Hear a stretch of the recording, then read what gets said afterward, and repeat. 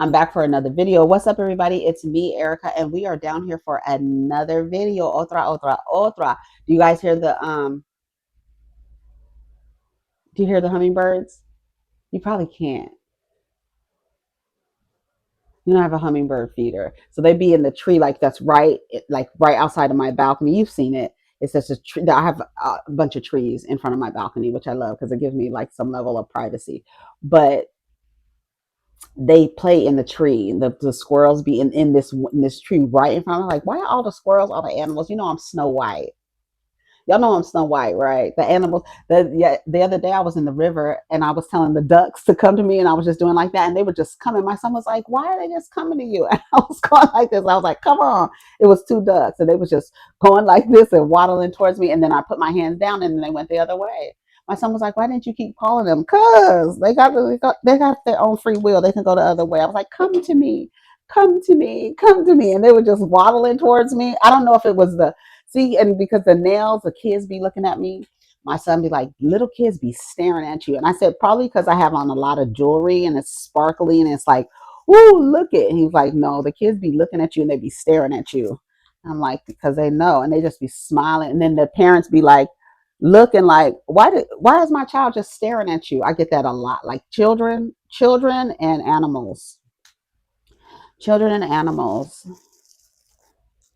But the children really be staring, and I'd be like, "Hi," and they'd be like, they be smiling. I'm like, yeah, because they know.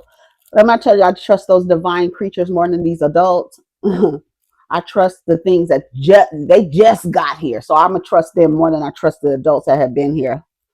I'm gonna trust their intuition because they still connected to the divine. That's why I don't understand how people abuse children. I don't get it. They're closer to God than you are, and you abusing one of God's little creatures that just came down here and dropped into this system, and y'all want to abuse these people off with your head. So what's up, everybody? I'm down here just rolling the read up, having a little coffee, just chilling, making some videos. I said I need to watch Rhode Island and Bell Collective, but today we're just going to do nothing to talk about because I haven't watched. I watched Rhode Island, but I haven't watched Bell Collective. I remember Bell Collective came back, but then I forgot they came back because I didn't watch it last week. So we have to come back with both of those reviews. So we definitely will. In the last video, I was talking about Tamar Braxton, Mystical, Michelle Obama, the thing with with the UFC fighter. Um, Kiki Palmer asking Sierra and Russell Wilson to play matchmaker because they play matchmaker and they say they're 4 for 4. And so those are the things that I talked about in the last video. So you will see this video after you'll see this video, and the other video will probably be posted, so you can go watch that. So check that out. And then I also did my Real Housewives of Atlanta review, so you can go check that out as well. That's mostly just like, I don't know. I think we could just all watch Atlanta and just talk about it because I really get annoyed, and we're gonna get to the blogs, but I really get annoyed with this thing where we have to play detective. We have to take screenshots, slow shit down so we can see who did what first. I really do not like the fact that people are like, well, she did it first. She started it. I feel like they're beefs because there has been no resolution or ongoing. So whatever started last season is what somebody started because it's a constant battle and the women are not um is this thing on? Let me make sure, bitch. The women are not resolving their conflict. So it's an ongoing battle. They never resolve the conflict. And I didn't even get to Shamia's talking about Drew and stuff like that. But I think she talked a little bit about like kind of like the reason why she might have an issue with Drew is because she was doing something for Portia. Shamia still has on her page. I would at least change the caption. Somebody confirmed because it's an old picture, so I didn't have time to scroll down Shamia's page to find that picture of her sitting on Portia's lap with her hands like this and her tongue wagging out and saying "proud lap dog" and then hashtag guard dog, and then she spelled guard wrong. So I don't like that. Like, I don't know why you haven't removed that. I don't know why you haven't archived that. I don't know why you haven't changed the caption. I don't know why you still have that picture up on your page. It's such a gross picture to even be sitting on a woman's lap saying that you're her guard dog, and in the second season that you're here, y'all don't even talk anymore, because the relationship really wasn't as solid as anybody thought it was. But I think that when we saw the way that Portia like would not back up Shamia, would not, that's why she said when somebody said something about Portia being with somebody, she stayed quiet, because bitch, you stay quiet when people are starting a rumor about me, so they're not friends. You know, if you're going to play tit for tat, we're not friends. If you are going to try to sit up there while somebody lies on me, we're not friends. I think she said she realized it was after that that they weren't really cool like that. You know what I'm saying? Because you really set up there, and I feel like Portia really set up there because she's jealous of Shamia. Shamia is about to marry the African that all the girls want. He's actually has money. He's not a scammer. He's actually like very private. He's camera shy. I don't want to be on the camera. She talked about him being camera shy, and how when the first day they were doing like testing and filming, he left. He does not want to be on the camera. He's camera shy. And people translate that as him not liking her or not supporting her. But he does. She explains that he really does support her. So I didn't get into the fertility talk or anything like that. So I have to go rewatch um, Shamika's interview with Carlos. Okay, let's see what's going on here. I sponsor the now. Yes. I sponsor the blog. Let me tell you something. Oh, did y'all see the video of them throwing that girl over the ledge, and she was supposed to be bungee jumping, and the cord was not attached to her, and she fell 130 feet? They said I would have thought that if her body hit the ground, it would have just broke, right? But they said she was alive for a few seconds before she died after she hit the ground. I just can't imagine. I think on the way down, I would just make peace and just be like, okay, this is it. Like I'm down here. I don't have anything. I don't feel anything on my ankles. I'm about to die, so I might as well just. And they say like when you're about to die, they're just like a that like this peace comes over you, and I imagine that's just acceptance that you're about to transition into another realm. You know what I'm saying? I just could not believe watching those men just throw her over and not have her tied up. I immediately thought like it was intentional negligence. I feel like they did that on purpose. I don't know why. I just maybe my view of men is so tarnished that I wouldn't put it past them that this was intentional. They arrested all of the men that were involved in this. And they said that her partner became physically ill, like he got sick knowing that they just threw her. They literally just like threw her off, and like no cord.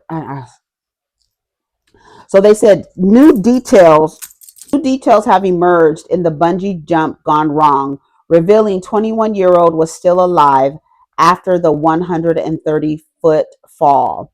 Police arrest 3 men after Brazilian woman dies in a bungee jump tragedy.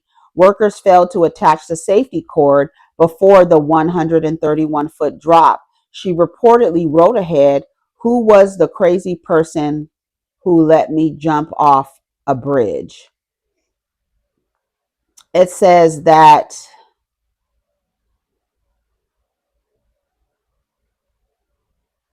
it says new details have emerged in the horrifying bungee jumping tragedy out of Brazil, revealing that the 21-year-old victim was actually still fighting for her life after plunging 130 feet into a rocky ravine without a safety cord. The heartbreaking mistake, which took the life of the physical education graduate Maria Eduarda Rodriguez de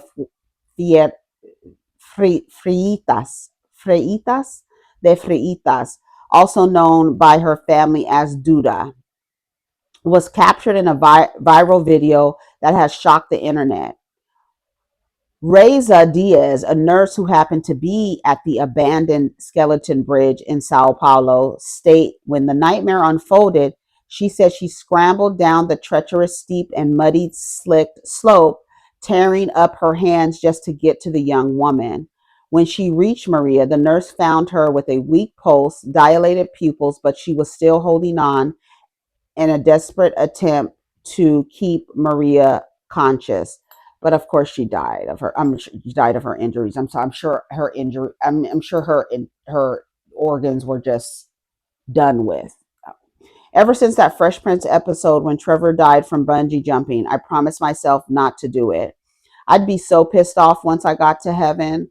I'm upset she thought she was enjoying life until she hit the bottom and realized, damn, this is it. I think this tragedy has caught so much attention as it visually shows the thin line between life and death. One second you could be laughing, the next gone. Then to visually understand that she did not know this would be her last day is tragic. RIP. What I don't understand is why no one, including the victim, did not check to make sure she was strapped in correctly. Why did she allow them to fling her off like that without checking to make sure she would be safe while being thrown off like that? I have so many questions about the people who were there and realizing after the fact. I'm so irritated. Sounds like she suffered. I'd haunt them as a ghost forever. This makes it worse. I can't imagine the pain you be in after that kind of fall. I realize I really get sad seeing this article. Like, they really murdered her. I would have just held her hand and prayed with her. That's really all you could have done. This is so sad, man. It's like none of the bystanders thought to say anything about the rope not being attached until after they let her go. They probably just thought the rope was another rope, like just sitting there, because it was actually just sitting there, like behind the man. It was like two men that held her and then one man that held her feet. And then he let go of her feet, and then they just threw her over. The person recording knew the cord wasn't attached. He recorded them throwing her off, then zoomed into the rope on the floor. I thought the video was a joke, how it was recorded. And no reaction either. Yeah, that was really, really sad when I saw that. So shout out to that girl and her family. And you can't even say I hope she didn't die in pain, but she did. And a poor thing, only 21 years old, having the time of her life and then not. Oh,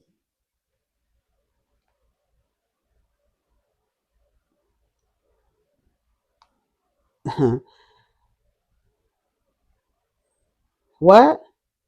Chris Tucker reveals at his Las Vegas show that he has been celibate for 3 years. Quote, I'm serious. Chris Tucker is living his best life, but with a closed door policy until he finds a wife. According to TMZ, the actor and comedian surprised his fans during a recent stand up comedy residency in Las Vegas by opening up about a major lifestyle change.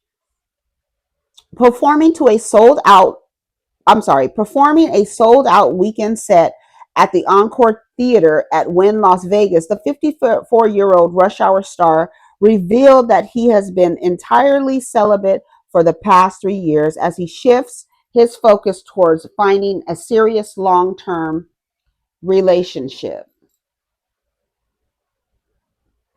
The people told y'all there's somebody for everyone, and y'all just spend your entire life looking for that person.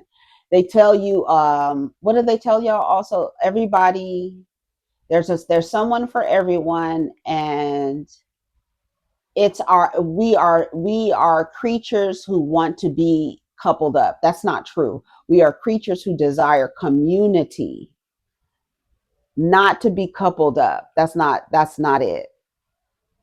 But there's so many, girl, a lifelong partner. Okay, girl. Okay, girl. Despite strict no phone policies at the venues requiring attendees to secure their devices in yonder pouches, details of Tucker's set quickly surfaced. Well, I'm celibate. I've been celibate for 3 years, but I'm really trying to get married. I give it to the love this time. Tucker told the audience, I'm serious. No one believes me. Well, good for him. Let's see what some of the comments say. Most people need to practice celibacy and abstinence at some point in their lives. It's a healthy experience and you gain a lot from it. Yeah, they have trained boys to men to be sex crazed, right? I need sex 3 times a day. Isn't that what Mighty Mouse Scott said? I need sex. I need sex 3 times a day. Here you go. Yeah, I need sex 3 times a day. Kimmy over there talking about he's a good man. Girl, y'all sound stupid as fuck. Damn, I thought he passed. Man, y'all got to start picking better pictures. Being celibate is such an empowering feeling. I've been celibate since 2019. Celibate by a bit. Girl, I feel no ways. And before that, it was like 5 years. Like I don't. It's not. It's girl. Y'all can have it. It's not. It's not all like. It's just not all that. It really is. Well, for me, it's just. And I've always just been like that since I was like, even succumbing to my socialization and being and seeking relationships with men and like having relationships with men. I I when I allowed those men to get closer to me, the more harmful they were to me. When I kept them at arm's length with a long handled spoon, I didn't have any problems out of men. It was the closer they were to me, the more harmful they were to me. When I kept them at a platonic level, at a friendship level, some of those men, even at a friendship level, were not harmful to create like trauma, but just like using you, right? Using you for your resources, using you for your ideas, right? And then you being willing to like help, but then realizing, oh, they're using me. You know what I'm saying? And I think that I don't know. Some people they love the sex, they need the sex. Some people are hypersexual. I have always been, and I think that's the Virgo in me, but I've always been very much annoyed and turned off by someone preoccupied with sex. I just and they teach boys to men to be so preoccupied with sex because a testament of their manhood is how many of you can they bust open, how many of you can they fuck, how many of you can they bang and screw, right? All of these violent synonyms for sex. That's why they want, and then the men be so like focused. And there's some women like that too, just like dick, dick, dick, dick, dick, dick, dick, dick, dick, dick, just anything, just anything. I need it. Oh, give me the dick. Give it to me. Give it to me. Like fucking drug addicts. Some women be acting like the niggas be acting like that too. And then when you tell them to be celibate, they act like they don't have any control of that. But when you have the control to not to the sexual discipline, the self-discipline, to not be so controlled and motivated by your genitals, it is truly an empowering experience to not allow anyone into your realm and to guard your sexual life force. That's a life force, and you just fucking and fucking and fucking and fucking and jumping and fucking and jumping and jumping and hopping and skipping and fucking, and it's just like, calm down. Try not to have sex for a year. Try not to masturbate. Try not to try.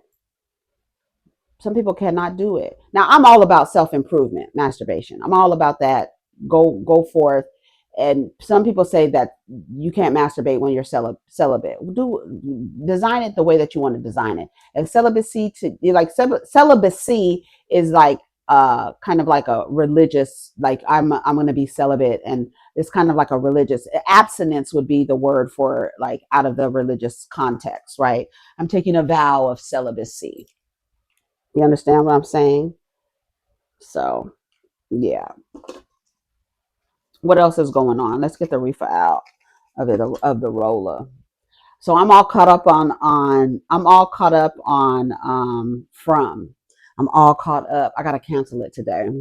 My purse. So shout out to Chris Tucker. Somebody said broke my streak last year over a nothing ass nigga. Can't believe I folded. Coming up on a year.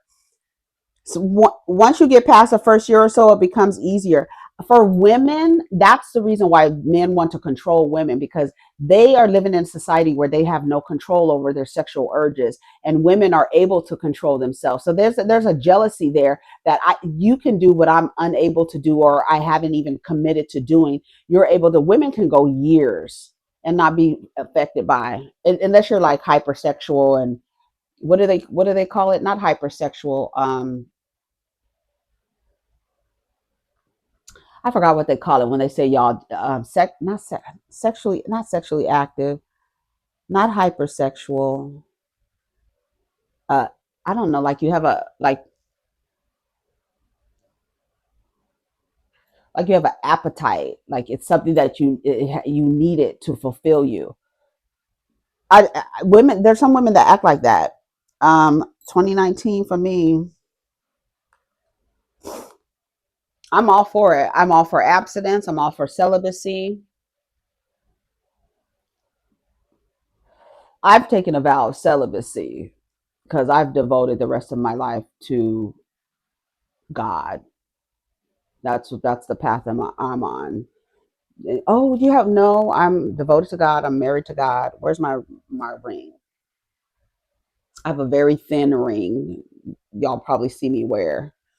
That's I'm devoted to God. That's my promise. After the shit that I've been through,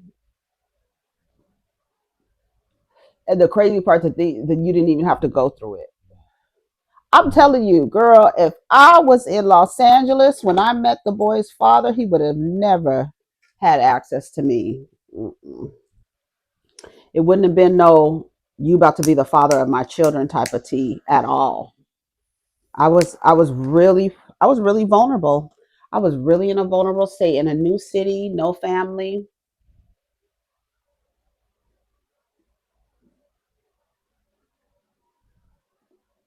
In Los Angeles, you wouldn't have had access to me, nigga. You would have been my friend because you was a bouncer. That's the reason why I connected with him, because he was a bouncer, and I was like, ooh, I want to get into the compound for free. Let me make friends with this bouncer. Met him on MySpace, girl, MySpace. Sure did. Saw he was a bouncer. I was like, ooh, because I'm what 30. How old was I? Yeah, I was 30, about to be 31 that year. Girl, I was still I was still ready to what a theme say, dip it and do it, honey. I was still dipping in and doing it, baby. So I was like, let me make a friend with this bouncer.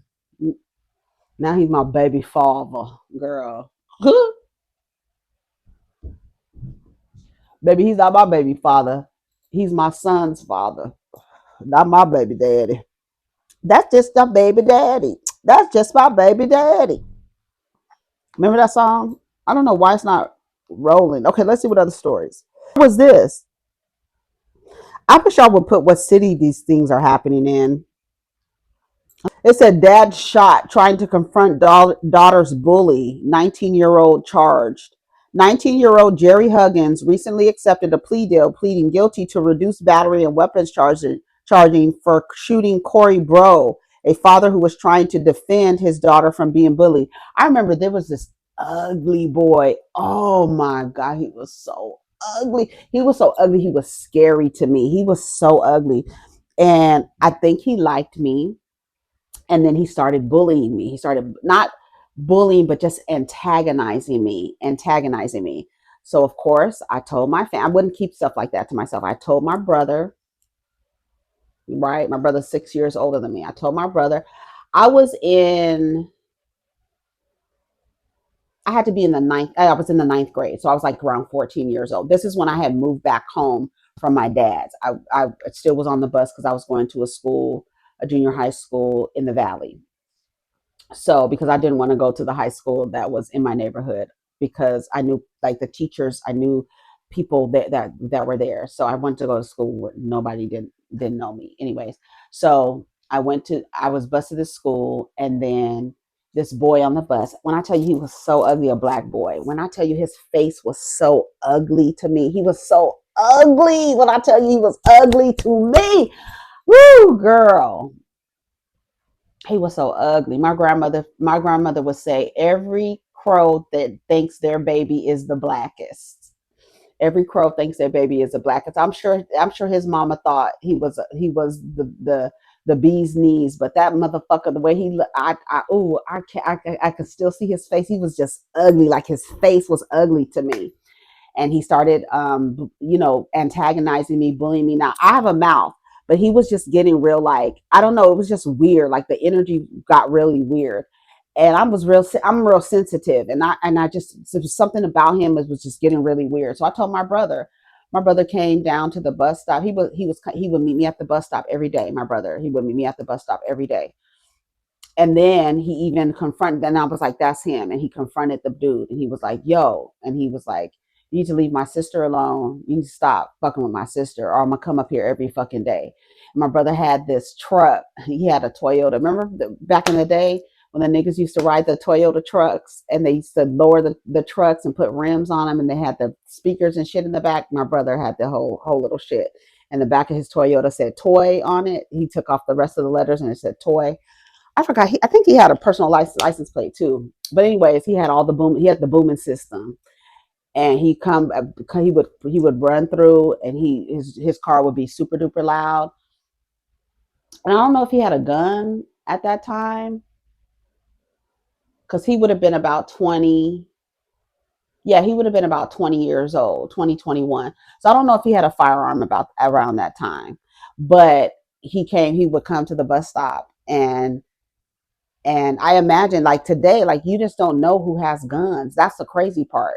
That is the crazy part today. And that's the reason why a lot of people comply and are just like, in like, there's this like sense of, like, I don't want to bother anybody because I don't know if they have a weapon. Everybody is carrying a weapon. So in today's days, right? So back in the day, my brother could come to the bus stop. I'm sure y'all have had situations where y'all have had to call your older siblings or your older cousins to tell them to come holler at this boy who's messing with you, right? And the crazy part is, you could tell there was an energy, like, he liked me, but I think he knew that I thought he was a monstrosity, and so he was mad that I didn't.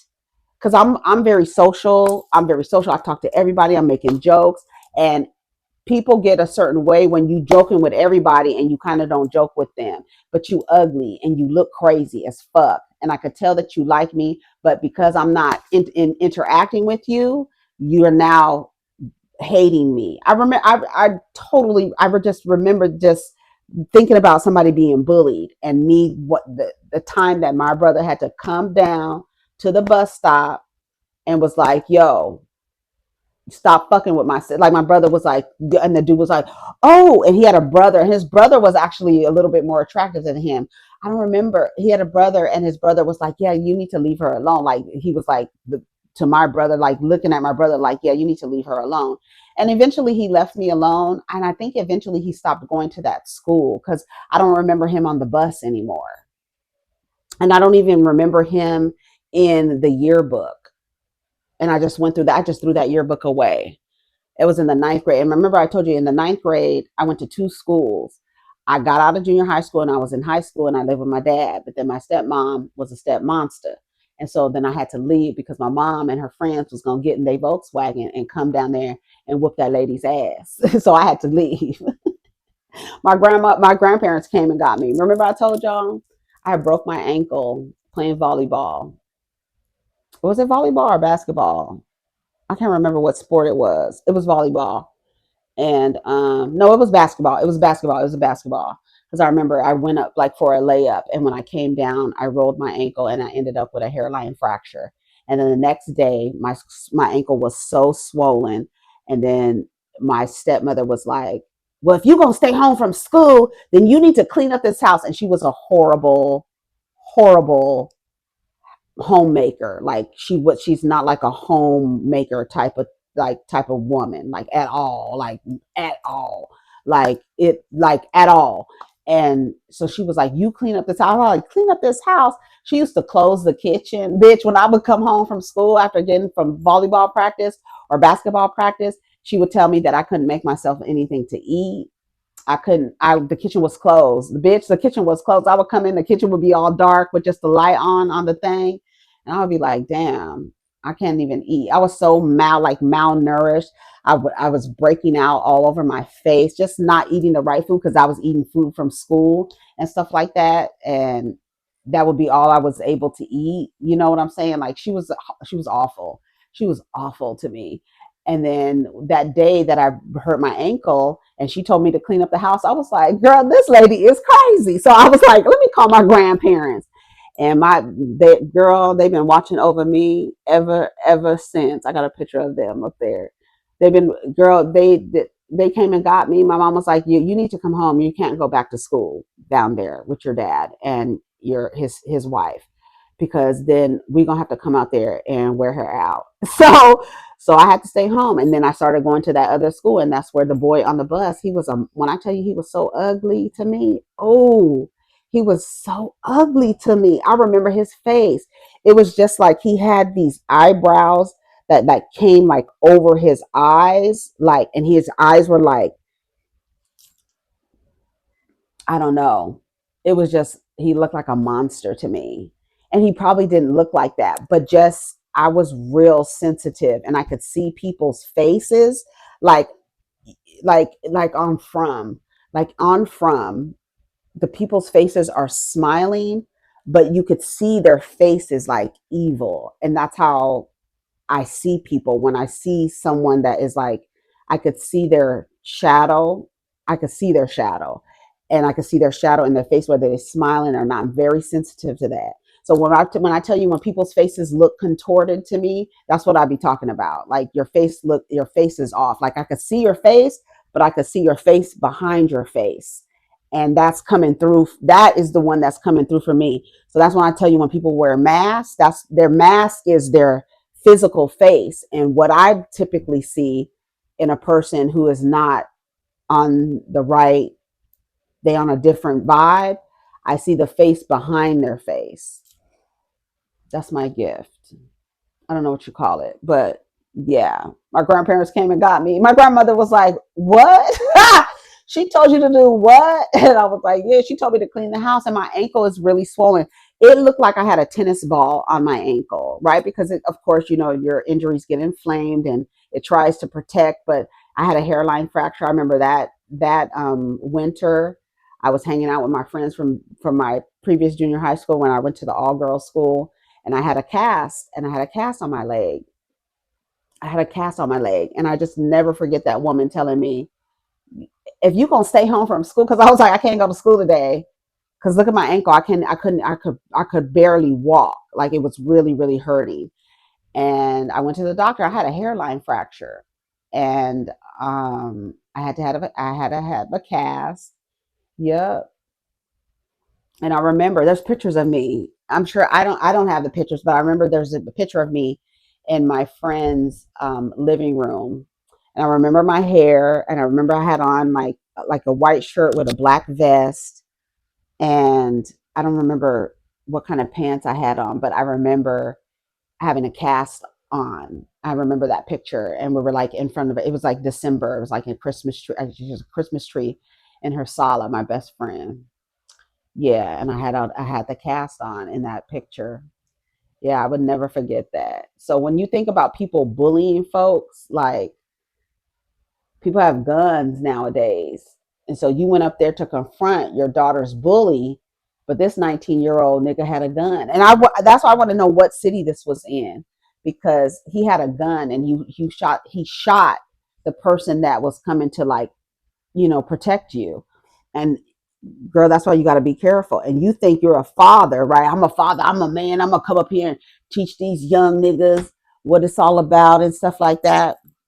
You going to work? Okay. See you later. Be safe. And so, yeah. And so it is. What was I saying? My kid's going to work. He threw me off. He just opened the door. We need to address these young kids having these guns. Well, this is America, Jack. What did he tell? What did he tell them on Coming to America? This is America, Jack. They got guns, baby. We all got guns, bitch. What that old man tell them cops? We ain't scared of you. We all got guns out here. Y'all got guns. We got guns. Everybody got guns. This is America. This is a country that was like literally built on blood from gun violence. That's the only reason why they were able to take over. Gun violence. Didn't they have the guns? The other people didn't have the guns. They had the guns. They had the guns. They had the disease. They was coming over here bringing disease. They fucked up immune systems. And then they decided, oh, you know what we're going to do? We actually going to ship some people all throughout the Caribbean, all throughout the Americas, and we're going to use them as free labor.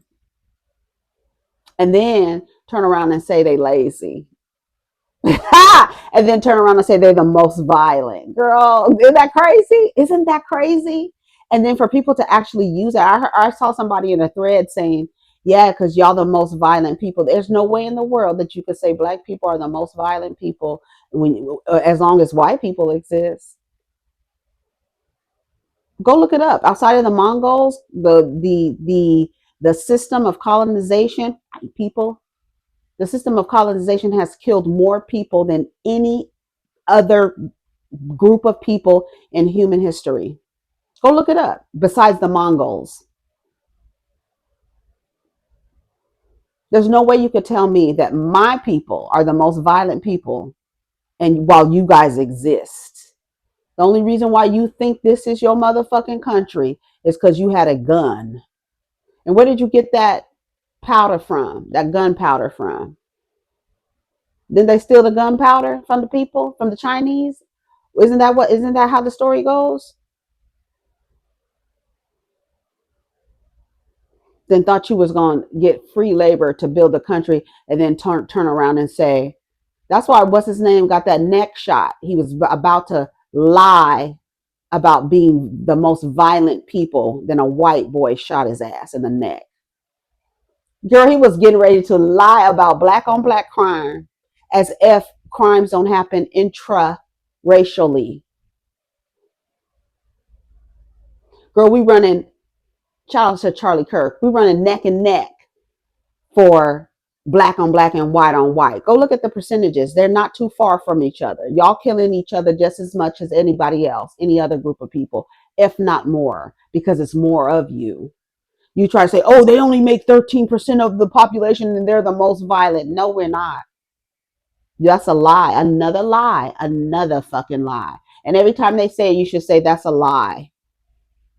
That's a lie. And that's why they have to live a lie. They have to live in a delusion that they're superior when they know they're the bottom of the motherfucking mediocre barrel. That's what the people say. That's what the people say. Let's see what else is happening on the blogs. Attempted murder. That's what you 19-year-old going to try to pick a fight with a bully. The niggas got guns. Let's see what else has happened. Jelly Roll files for divorce from Bunny XO after nearly 10 years of marriage. Bunny seemingly hinted at the split hours before the news broke with the iconic breakup song.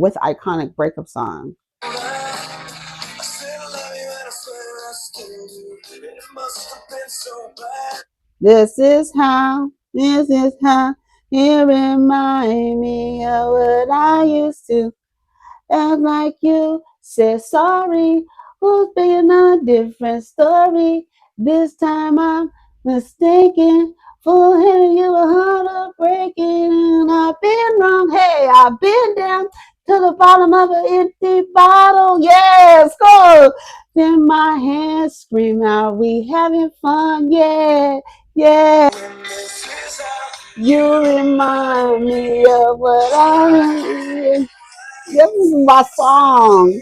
That's Nickelback, isn't it?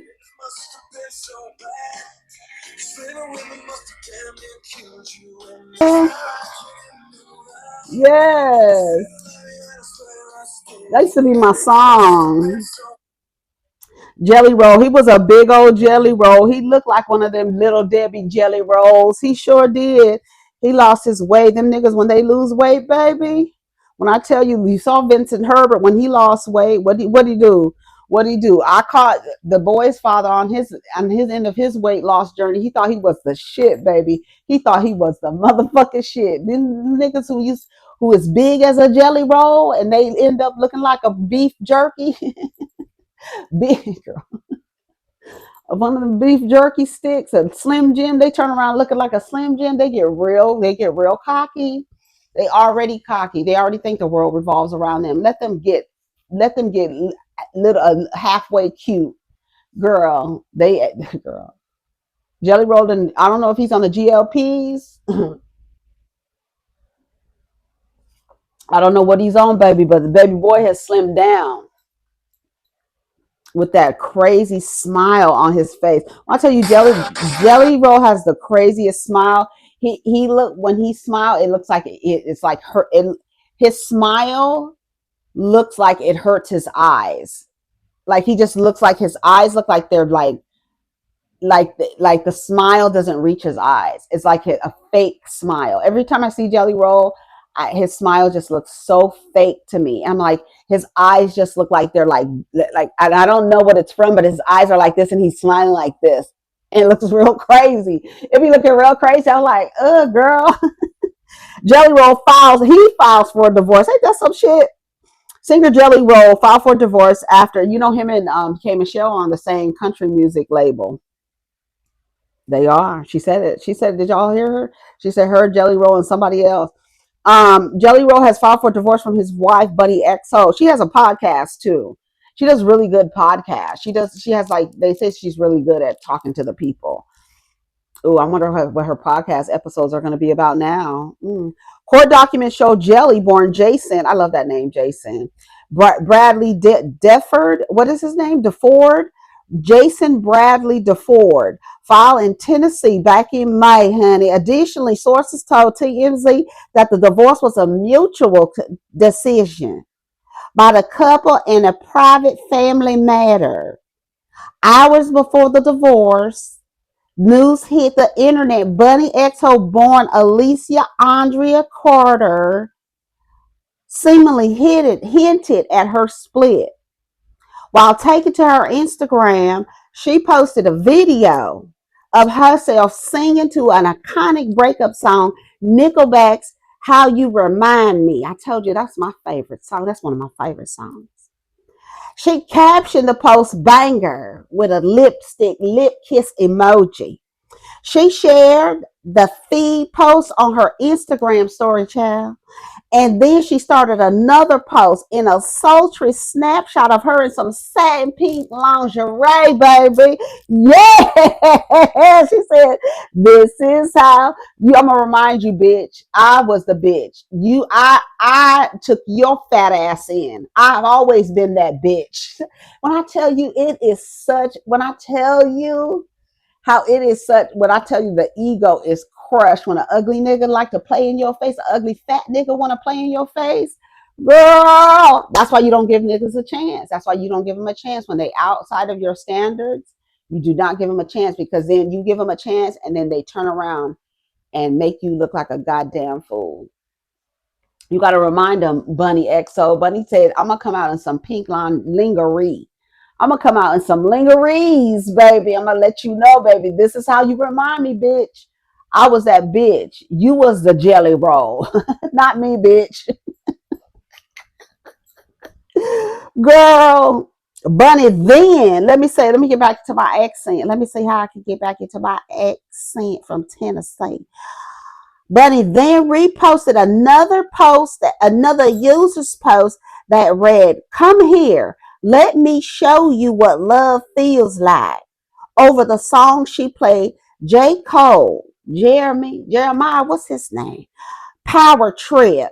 Notably, the part where Miguel sings the pre-chorus. Now, Jelly Roll and Bunny XO, oh girl, Jelly Roll and Bunny XO first in They met in 2015. They was together in his big debut in the music and entertainment. However, they did not become romantic until 2016. And now by August 2016, they were walking down the aisle as husband and wife. According to TMZ, girl, the couple has had a rocky relationship, splitting several times in the past and reuniting. They've also had their own things to work out, like Jelly becoming a son. Well, I'm sorry, hold on, baby. Welcoming a son with another woman 1 week before his wedding, bitch. So he been playing in your face, girl. Oh,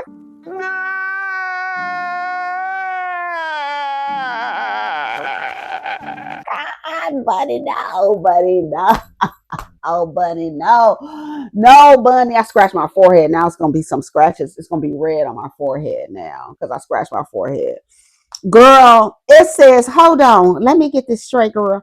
It says, like Jelly welcoming a son with another woman 1 week before his wedding, and Bunny quitting the adult industry in 2020 and 2023.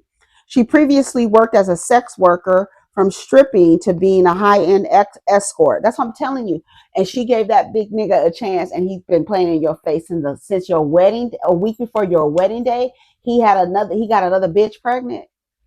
Jelly roll.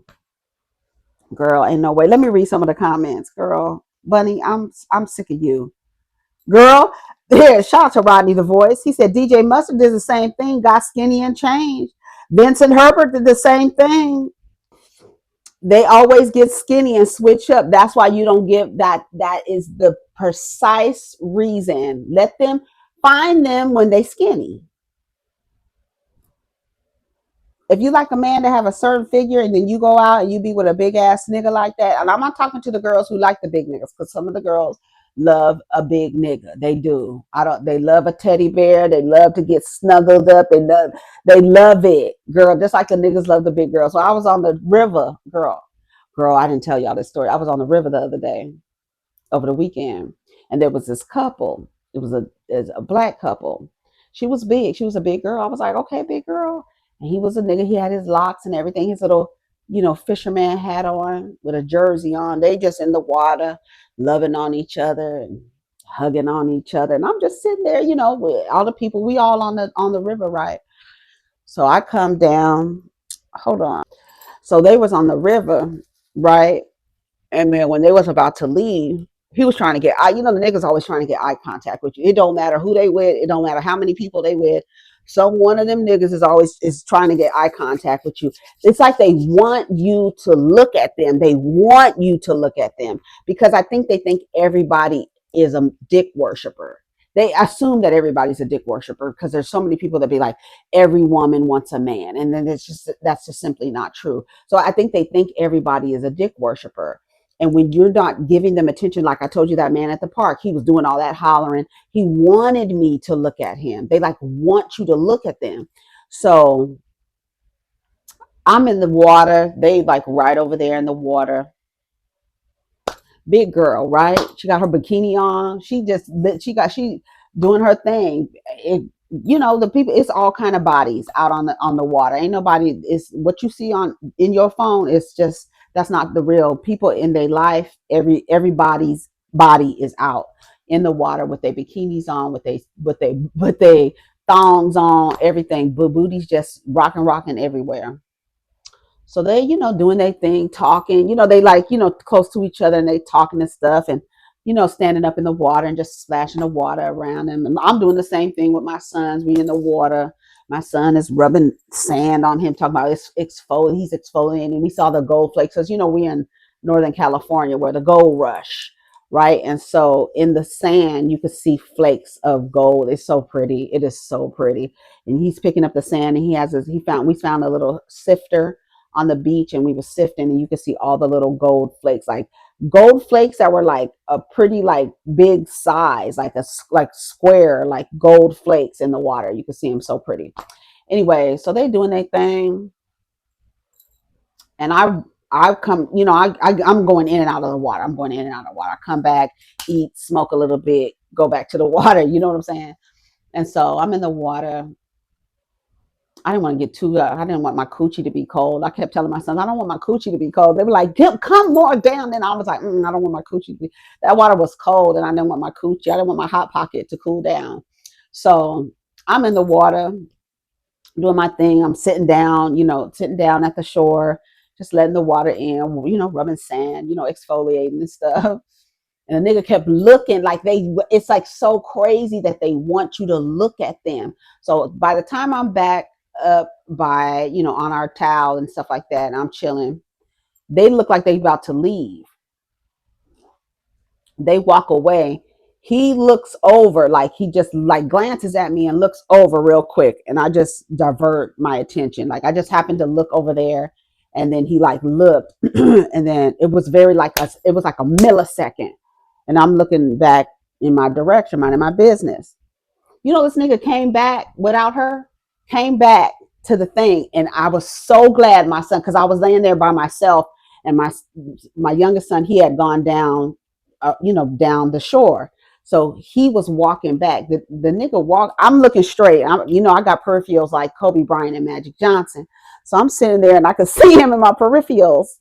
And he comes up, and I know he's facing me because his jersey, he had a jersey on with a bright numbers on it. So I could see the numbers in my thing. And he's like, he walks back, and he's like standing, like facing me. And then my son comes walking up. I was like, oh my God, you saved me. I had a feel, I was like, why does he keep looking over here? Why does he keep trying to get it's just the weirdest, oddest thing.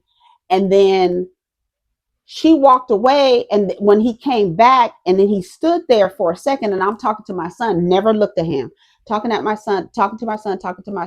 Oh, when they was walking up, I forgot to add this, when they was walking away, like they were leaving, when he looked at me for that second, it was like he like nodded, like a nod, like acknowledging that we got eye contact, but it was just a millisecond. And then he came back, and that's what I'm telling you, you can't even look at these niggas without them thinking it's a motherfucking invitation. Because I'm like, why did he come back? And then he was standing there, and he was like, now I'm talking to my son looking up, but he's standing right there. So he's kind of blurry, right? Because I'm looking up at my son. I do not get, and then he eventually walked away. And I was like, oh, you saved me. He was like, from the man, because he was like, he noticed, he was like, why was he standing there like that? I said, because he wanted me to get eye contact with him, because that would have been an invitation for him to come talk to me. No, it's not. It's not. That's why the girl said they can't even look at y'all asses, because y'all be thinking just because, oh, she might want to fuck me. Girl, I'm not looking at these niggas because they all think everybody wants them. And I think that's what, especially the black men's, because the black men's be on the internet talking about we're the most desirable. And I think they really believe that. And so when a woman is not looking at them, they got to make sure they get in your vision, in your line of vision. They got to make a way so that if you're not paying attention to them, because why the fuck you ain't paying attention to me? I'm the most desirable bitch. I'm the prize out this motherfucker. You better be looking over here, and as soon as you look at them, they be thinking it's a fucking invitation. She must. Oh, you looking at me because you want to fuck? Girl, niggas is crazy. Anyways, I gotta go. But Jelly Roll, somebody said he lost weight and lost his mind. He ain't jelly no more, so he had to roll.